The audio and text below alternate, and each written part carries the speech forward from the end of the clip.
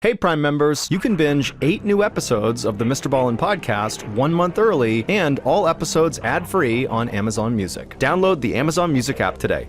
Before I record any story for any platform, I always tell that story to my wife first. She's basically my gauge of whether the story makes sense, whether it's interesting, and most times her reaction is pretty neutral. But today's story, she said it was so unusual, she found herself on the edge of her seat, just wondering what the ending was going to be, because she really couldn't guess it. And then at the end, when I revealed the ending, she says to me, "Wait, are you serious?"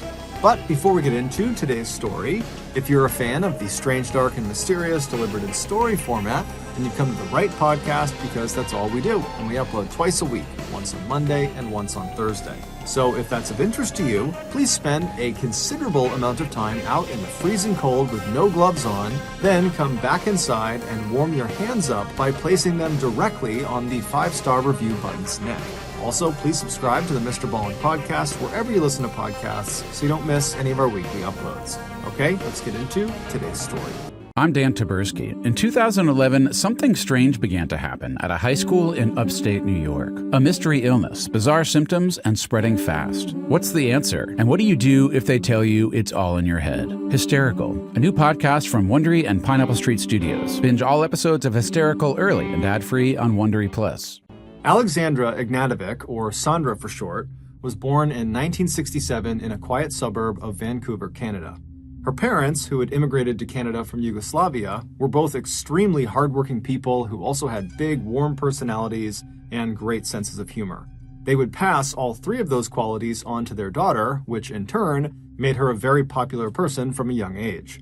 In addition to her attractive personality, Sandra was also considered very physically attractive, so much so that when she was a teenager, her friends began to encourage her to compete in beauty pageants. Sandra was always flattered by these remarks, but would laugh them off, saying she didn't belong in something like that. But in 1985, during Sandra's senior year of high school, she finally gave in to her friends' suggestions and entered a local beauty contest called the Miss Burnaby pageant. And much to her shock, but not to her friends, she would win. And this win would automatically enter her into the huge Miss Canada beauty competition that year, though she would lose that one.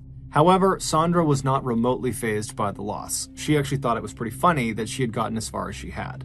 After high school, Sandra lived at home with her parents and attended a technical school to become a dental assistant. During this time, Sandra and her mom, Sedenka, who she was very close with, developed a hobby that they did together on the weekends. On nice days, they would find local open houses, and they would pretend to be in the market for buying a home, when in reality, they just wanted to walk around the property and fantasize about what it would be like to live there. In 1987, when Sandra was 21 years old and was now working full-time as a dental assistant but still living at home, she and her mother, like usual, went to an open house one weekend in their neighborhood, and once they arrived, it was very crowded, and so they made their way off to the side and just began chatting in their family's native tongue, Serbo-Croatian. And so as they're doing this, a woman they didn't recognize walks up to them. She was this short, older woman with rosy cheeks who was grinning ear to ear, and when she reached the mother and daughter, she very excitedly began speaking in Serbo-Croatian as well. She said her name was Jelka Pesek, and she couldn't help but overhear them speaking in her native tongue. Like Sandra's parents, Jelka had immigrated to Canada from Yugoslavia, and like Sandra and her mom, Jelka was at this open house pretending to be in the market for a home when really she was just fantasizing same as they were.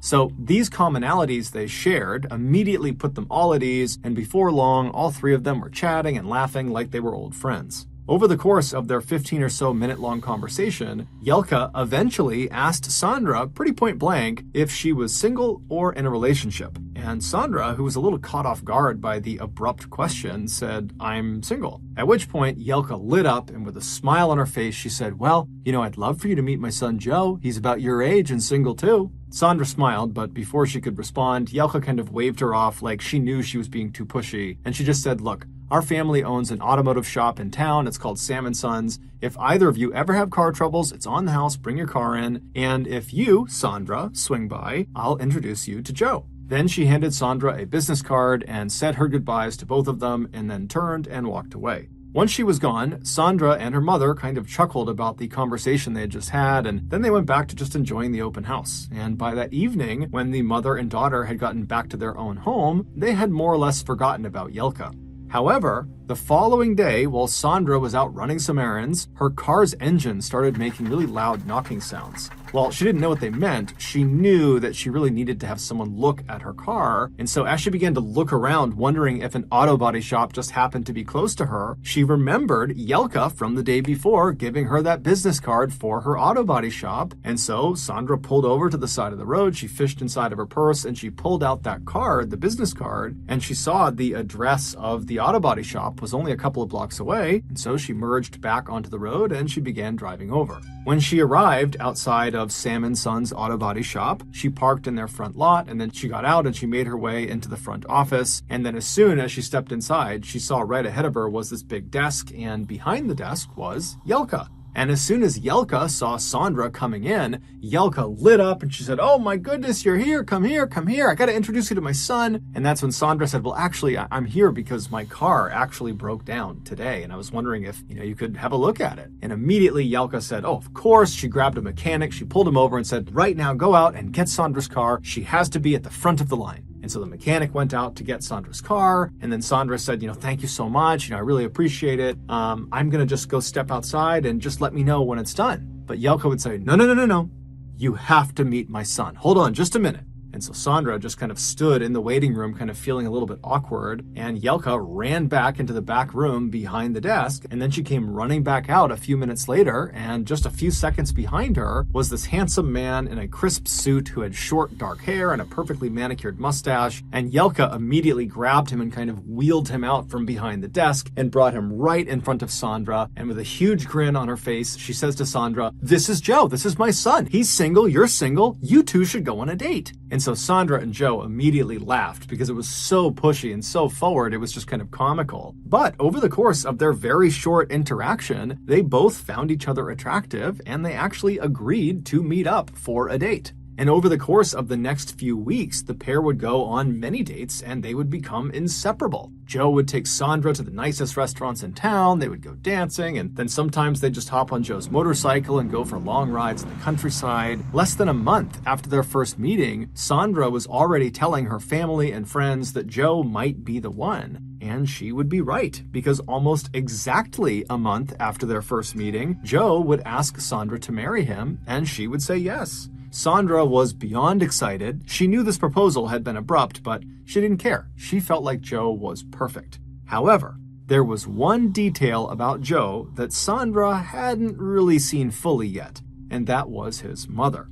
Sandra was aware that Yelka could be a bit pushy. After all, she did literally tell Sandra to date her son while they stood directly in front of her son. However, after that interaction, Sandra had really not spent much time around Yelka and so hadn't formed much of an opinion of her. But as soon as wedding preparations began, that would change. Yelka wanted to plan every single detail of the wedding. You should get married in this church. You should buy this gown from the store. Your bridesmaids should wear these dresses. Here's a great music list for the wedding reception. Although she presented these as suggestions, they were more like demands. At first, Sandra tried to just roll with it and allowed Yelka to have her way with a number of the decisions, but after each concession, it just seemed like Yelka would come back with even more demands. Finally, Sandra had just had enough, and she told Yelka, "You gotta stop inserting yourself into every single wedding planning decision. This is my wedding. This is Joe's wedding, not yours."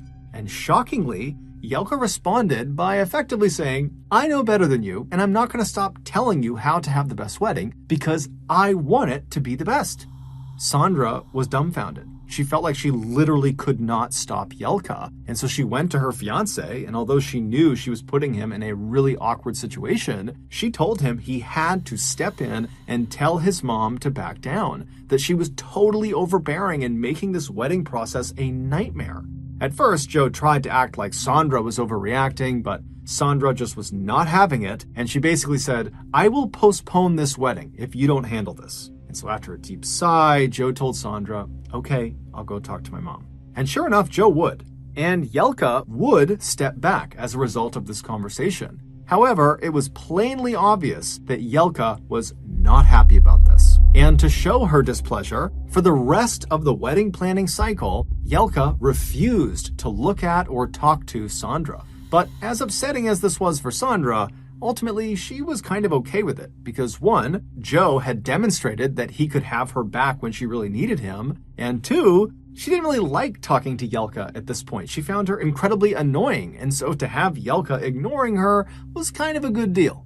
A few weeks before their wedding, Sandra and Joe, who at that point both still lived with their parents, decided to go out and get an apartment they could share together as a couple. And they found one. It was very small and was the only one they could actually afford, but it was relatively close to both of their families and their work, so they took it.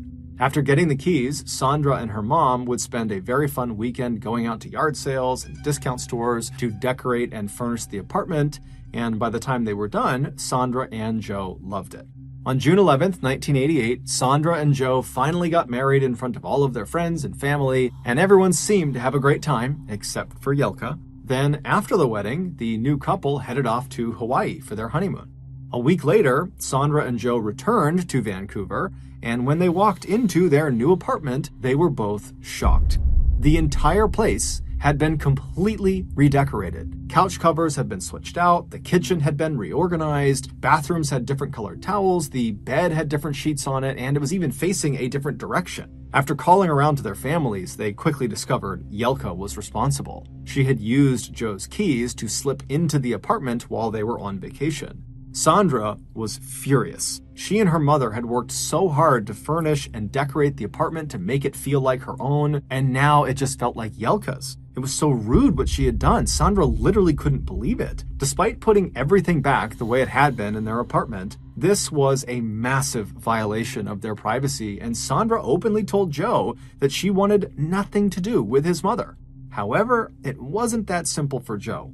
Despite her transgressions, Joe still loved his mom, and he got his paycheck from his mom. She was literally his boss at the auto body shop, so he couldn't just disown her, nor did he want to. This caused a lot of friction between the couple, but ultimately they just kind of accepted that they would need to find a way to live with Yelka and her intrusive behavior because she wasn't going anywhere.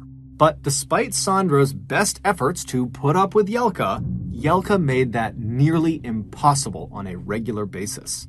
Shortly after the apartment redecorating incident, where afterwards Joe and Sandra told Yelka, "You cannot sneak into our apartment when we are gone," Yelka began sneaking into the couple's apartment when they were gone.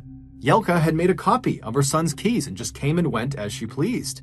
At first, all she did was straighten things up around the apartment and periodically would go through their fridge, throwing away old food and sometimes replacing certain food items with other food items that she believed were better in some way. At first, Joe and Sandra actually didn't notice, but when it seemed like their entire fridge was starting to become full of food neither of them remembered purchasing, they confronted Yelka, and sure enough, she admitted to it. But the way she framed it was that she was simply swinging by and dropping off groceries. After this admission, privately, Sandra told Joe that he had to step in and stop Yelka from doing this. They had already told her, "You can't do this," and she's doing it all over again. And Joe, he would tell his wife, "Oh yeah, I'm going to tell her to stop, for sure." He actually would not. And so Yelka would just continue to come in and out of their apartment as she pleased. Sandra was furious and felt like she had totally lost control of the situation, but at the same time, she started having feelings that, maybe she was overreacting. Maybe she was wrong about Yelka, and she was just hypersensitive to what she was doing, and that in reality, Yelka was being really helpful. But when Yelka, during one of her secret apartment visits, removed half of Sandra's entire wardrobe from her closet and replaced it with clothing Yelka had bought, Sandra officially had had enough. Instead of waiting for Joe to come home that evening and to figure out what to do together, Sandra just hopped in her car and drove right over to her in-laws' house. When she arrived, she ran up the front steps. She didn't even knock on their door. She simply opened it and screamed at Yelka, who was straight ahead in the kitchen, that she can never come in their apartment without permission ever again. Then she screamed at Yelka to give her her clothing back immediately. Yelka seemed totally unfazed by this, and instead of saying sorry or trying to make an excuse, she just said very matter-of-factly, "You don't look good in your clothing. I know what you look good in."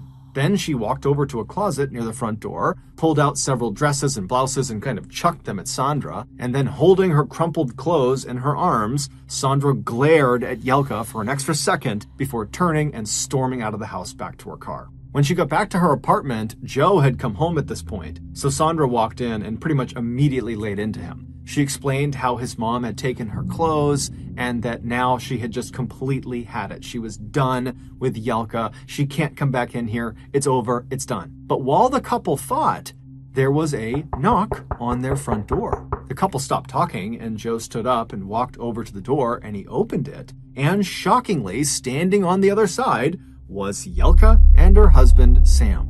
Sandra saw them and literally ran over and slammed the door in their face. But through the now shut door, she heard Yelka call out, "Please let us in. I have something very important I want to tell you."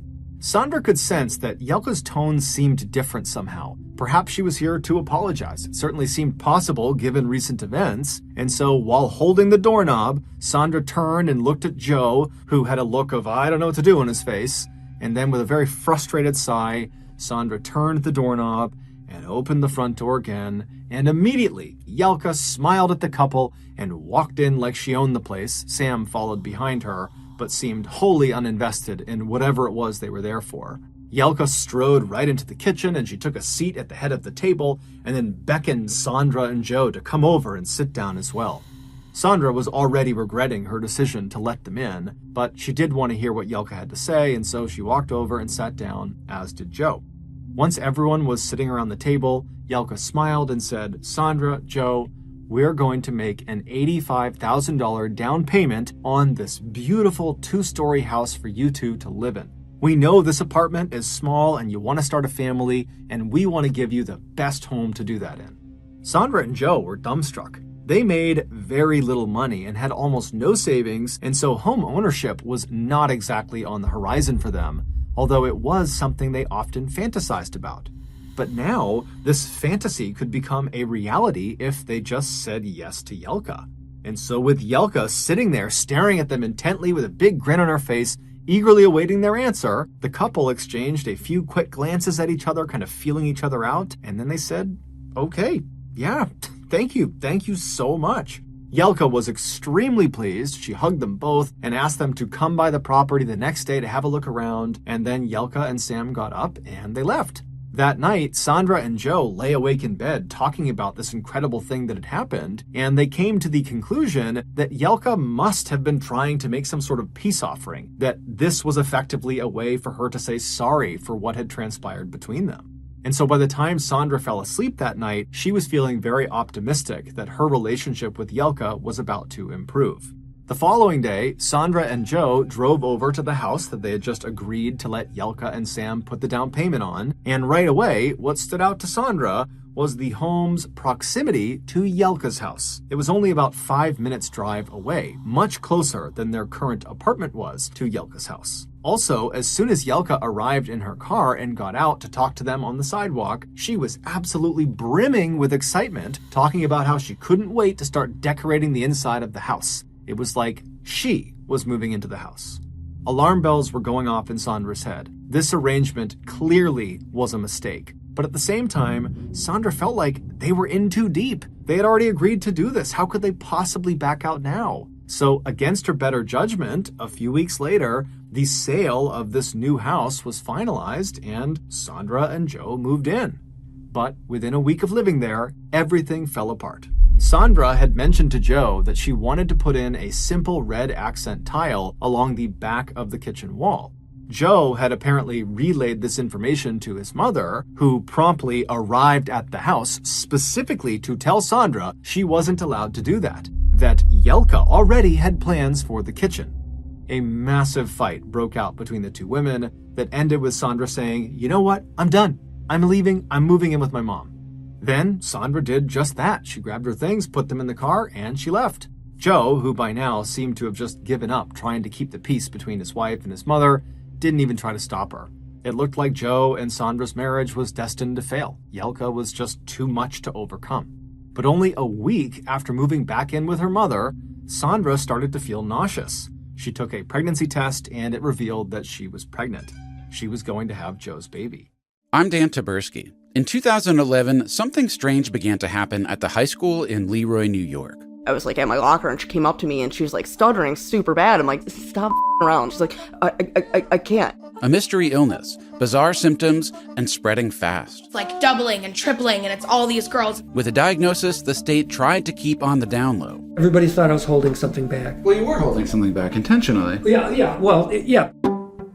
No, it's hysteria. It's all in your head. It's not physical. Oh my gosh, you're exaggerating. Is this the largest mass hysteria since the witches of Salem? Or is it something else entirely? Something's wrong here. Something's not right. Leroy was the new Dateline, and everyone was trying to solve the murder. A new limited series from Wondery and Pineapple Street Studios, Hysterical. Follow Hysterical on the Wondery app or wherever you get your podcasts. You can binge all episodes of Hysterical early and ad-free right now by joining Wondery Plus. Divorced, beheaded, died. Divorced, beheaded, survived. We know the 6 wives of Henry VIII as pawns in his hunt for a son, but their lives were so much more than just being the king's wives. I'm Arisha Skidmore-Williams. And I'm Brooke Sifrin. And we're the hosts of Wondery's podcast, Even the Royals. In each episode, we'll pull back the curtain on royal families past and present from all over the world to show you the darker side of what it means to be royalty. We rarely see Henry VIII's wives in their own light, as women who used the tools available to them to hold on to power. Some women won the game, others lost, but they were all unexpected agents in their own stories. Being a part of a royal family might seem enticing, but more often than not, it comes at the expense of everything else, like your freedom, your privacy, and sometimes even your head. Follow Even the Royals on the Wondery app or wherever you get your podcasts. Go deeper and get more to the story with Wondery's top history podcasts, including American Scandal, Legacy, and Black History for Real. Sandra had a decision to make: return to Joe and, by extension, return to Yelka, or raise the child on her own. She called Joe to break the pregnancy news and talk about the way ahead for them, and he was extremely excited and begged her to come back and live in the house together again, and he promised he would keep his mother under control.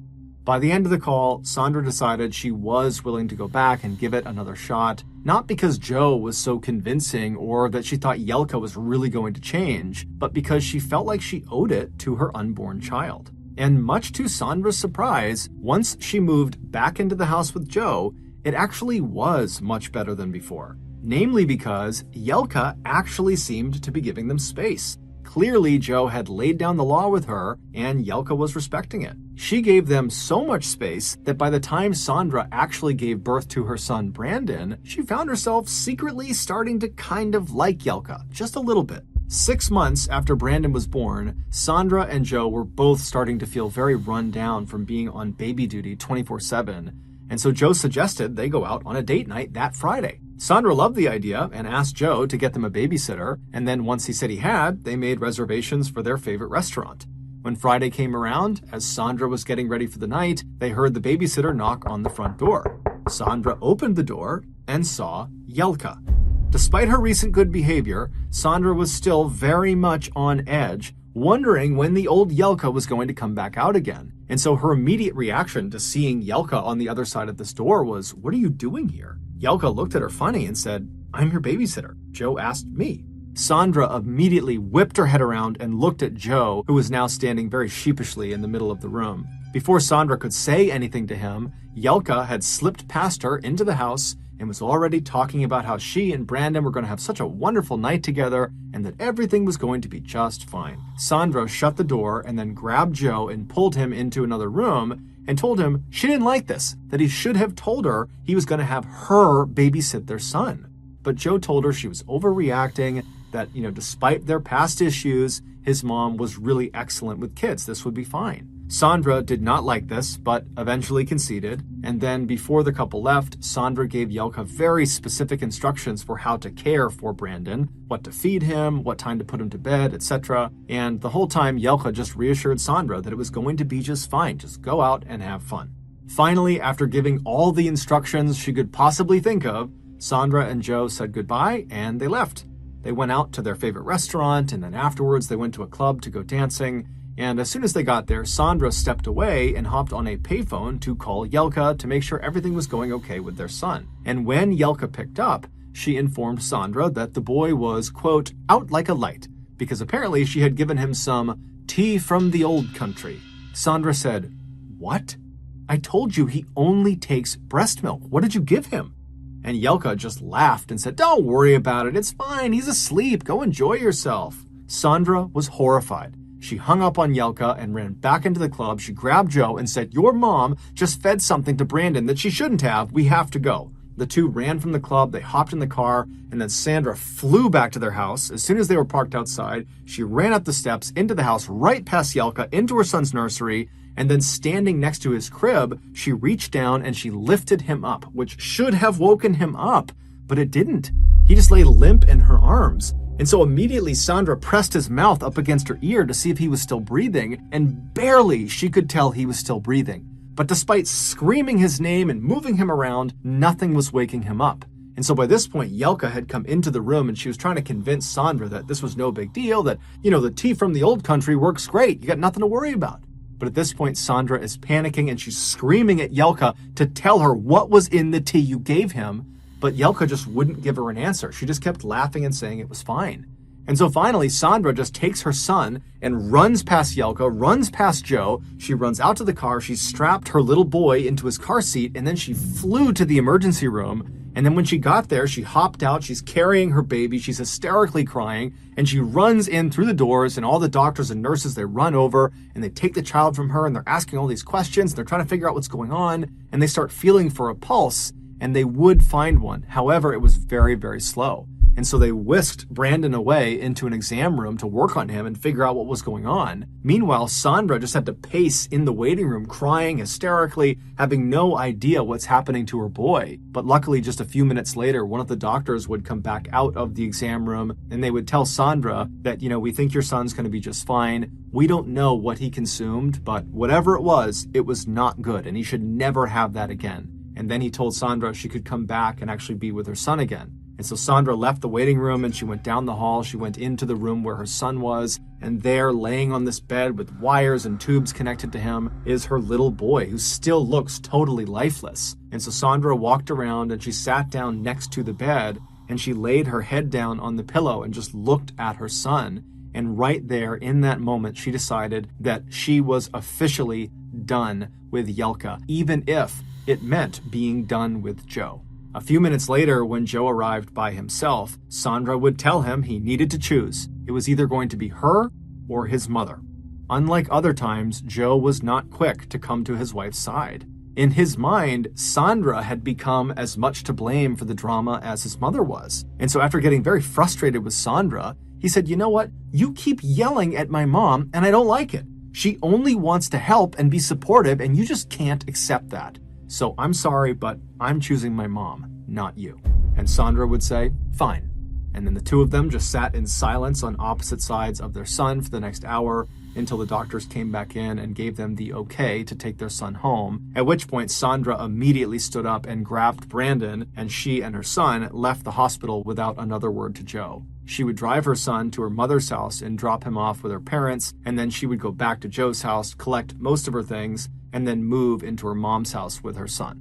The following day, she would file for divorce. Immediately, the divorce became very nasty. Sandra didn't want Brandon anywhere near Yelka, so she decided to seek full custody of him. However, Joe, who by this point had gone from being something of an innocent bystander caught in the middle of two people he loved, to being aggressively on his mother's side, and therefore aggressively opposed to Sandra, told Sandra that he would be seeking full custody of Brandon as well. While these legal proceedings were going on, Joe's parents took it upon themselves to change all the locks of the house, knowing some of Sandra's things were still tucked away in the attic. Yelka also had their lawyer send Sandra a letter explaining that she was now forbidden from stepping foot inside of that house without express permission from Yelka.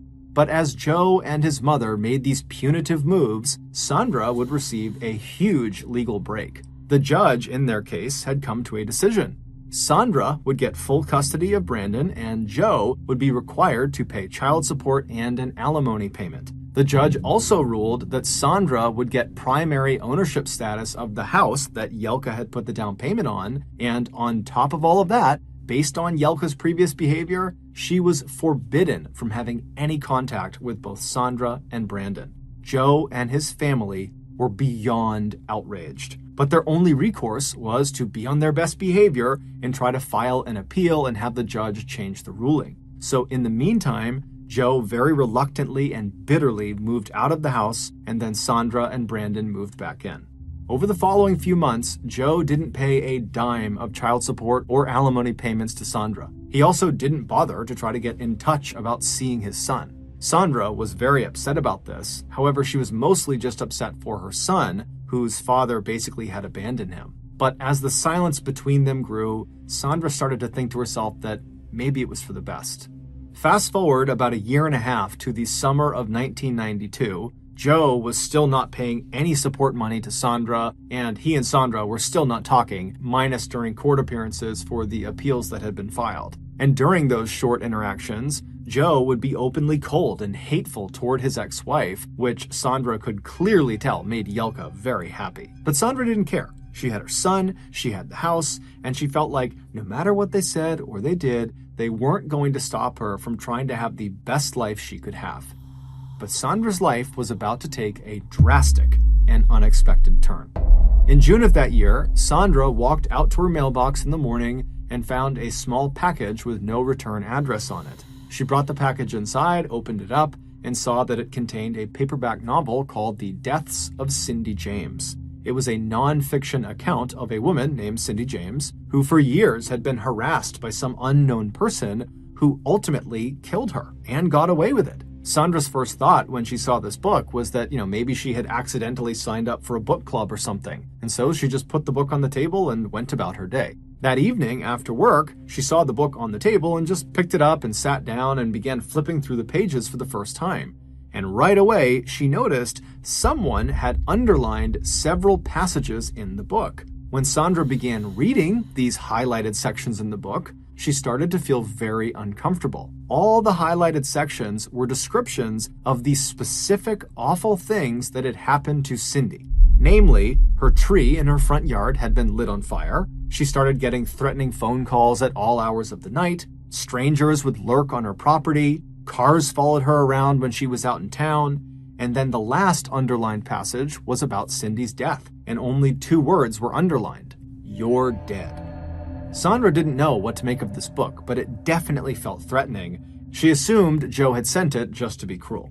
2 days later, Sandra was sitting in her living room with a friend when they both suddenly heard a strange sound coming from the outside of the front of her house. All of the windows that looked into the front yard had the curtains drawn, and so Sandra and her friend stood up and walked over and pulled one of the curtains aside, and right in the middle of the front of her property on her front lawn, her tree was on fire, just like the Cindy James book. In fact, as soon as Sandra saw this, she handed Brandon to her friend and she ran into the kitchen and she grabbed the book, the Cindy James book, and she ran back and she flipped through the pages and she found the passage about the tree and she showed it to her friend and she said, "Look, someone sent me this 2 days ago and now they're doing what's happening in the book to me." Sandra would call the fire department and the police department and they would all show up and they would put the fire out. And then afterwards, Sandra would speak to the officers and she would explain the situation about her divorce and how she'd received this book. But the police didn't have much they could do. Even if Joe had done this, there was no proof. So they just told her to, be vigilant and report anything strange you see. And if you call us, we'll come out immediately. Over the following weeks, a man started calling Sandra's house in the middle of the night. He never said anything. He just breathed into the phone. The calls became so frequent that Sandra had to disconnect her phone at night just so she and Brandon could sleep. She would tell the police about the calls, but again, there was just nothing they could do. About a month after the calls had begun, Sandra was giving her son a bath in their house, and after he was all clean, she scooped him up in a towel and she carried him across the hall into his room, which was on the first floor in the back of the house. And when she walked into his room, the light was off, so it's totally dark, and the curtains that covered the back window were actually pulled to the side, revealing a clear view into the backyard. And standing right on the outside of her house, looking into her son's window, is this large man with a ski mask on.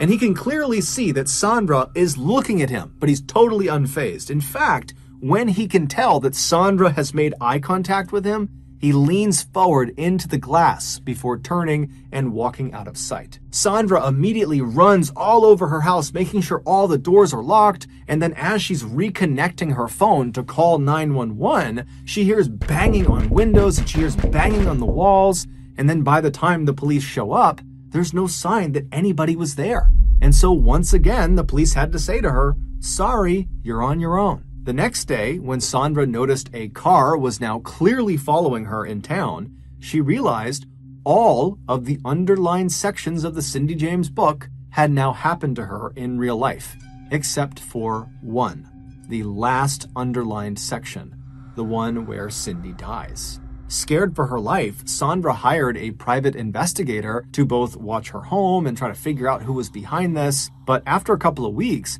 the nightly calls and occasional footsteps outside of her windows at night continued, and the private detective had gotten no closer to figuring out who was behind this. However, he did tell Sandra that he had been following Joe around and watching him and his family, and they all appeared to just be living a normal life. On the afternoon of August 5th of that year, so 2 months after receiving the Cindy James book in the mail, Sandra walked out of her dental office with her coworker Bernice. That day, Sandra was supposed to give Bernice a ride home. So the pair walked across the parking lot to the road where Sandra's car was parked. Sandra hopped in the driver's seat and fired up the engine, while Bernice hopped in the passenger seat and bent down to shove her bag underneath the seat below her. As Bernice was bent down, she suddenly heard gunfire on her left. She screamed and stayed bent forward, gripping the back of her head to protect herself, and then when the shooting stopped, Bernice sat up and looked out the front window, and she saw a red car speeding away from them. Then she turned to look at Sandra, and she saw her coworker was slumped forward. 2 of the 6 shots that had been fired from that red car had struck Sandra in the head. Bernice ran out of the car and she got help, and before long the police and paramedics were there, but by the time they reached Sandra, it was too late. She was already deceased. After her death, the police immediately turned their attention to Joe as their primary suspect. However, despite showing no emotion when he was told the mother of his child had just been murdered, he did have a rock-solid alibi. He had been at a public swimming pool during the shooting and even had a receipt to prove it. But the police just weren't buying it. Something seemed off about him. So they began staking out Joe's parents' house, which is where he was living at the time, watching to see what Joe did and who he talked to. And for the first 4 days, nothing unusual happened. But on the 5th day, the police were watching the house from a distance when Yelka suddenly came out the front door and hopped in her car and started to back down her driveway. But before she reached the end of the driveway, she came to a stop. Then a man came running out of her house who was neither Joe nor her husband, and he climbed into the back seat of her car and then laid down on the floorboards so no one could see him. The police thought this was very odd, so they decided to trail Yelka. They would follow her to a nearby mall parking garage where she and this man would climb out of the vehicle and go into the mall at different times, as if they were trying to make it seem like they didn't know each other. One of the officers would stay in the parking garage watching Yelka's car, while the other officer went into the mall to see what these two were up to. But very quickly, that officer lost sight of both Yelka and this man, and so he had to return back to the parking garage with his partner. A little while later, the 2 officers watched as Yelka returned to her car, and then a few moments later, so too did this man, who promptly climbed back into her car and got down on the floorboards out of sight again. The police would trail Yelka back to her house, where as soon as she parked in the driveway, the man in the back climbed out and walked to the front of the property, hopped in a parked car, and drove off. The police followed this man and pulled him over less than a mile away, and when he got out of the car, something fell out of his pocket that blew the case wide open. It would turn out Joe really hadn't been involved in what happened to Sandra. However, his mother Yelka had. She had grown to hate Sandra so much, she had decided she wanted to get rid of her, and she had just the plan in mind. Yelka was obsessed with the story of Cindy James, and so she decided she would force Sandra to relive Cindy's nightmare all the way to its grisly conclusion. After doing some digging, Yelka discovered one of her family friends, a man named Milan Nanatic, had connections to a hitman named David Segoviano. David was really just a seedy criminal willing to do just about anything for money. Yelka instantly told Milan to hire David to take out Sandra. However, she stressed that David had to first carry out all the underlined segments of the Cindy James book before he shot her down. Because Jelka didn't just want to kill Sandra, she wanted to torture her first.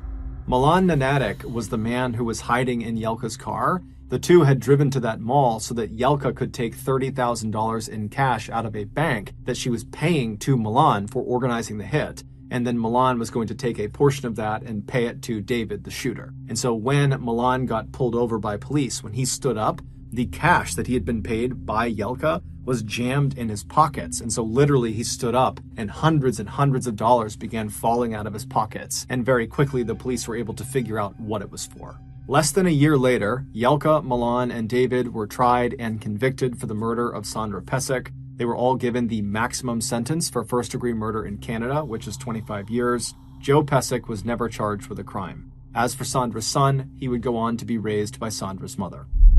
Thank you for listening to the MrBallen podcast. If you enjoyed this episode and you haven't done this already, please spend a considerable amount of time out in the freezing cold with no gloves on, then come back inside and warm your hands by placing them directly on the 5-star review button's neck. Also, please subscribe to the MrBallen podcast on Spotify, Apple Podcasts, Amazon, Google, and everywhere else you get your podcasts. This podcast airs every Monday and Thursday morning. But in the meantime, you can always watch one of the hundreds of stories I have posted on my YouTube channel, which is just called MrBallen. If you want to get in touch with me, please follow me on any major social media platform and then send me a direct message. My username for all platforms is just MrBallen, and yes, I really do read most of my direct messages. Lastly, we have some really cool merchandise, so head on over to shopmrballen.com to have a look. So that's going to do it. I really appreciate your support. Until next time.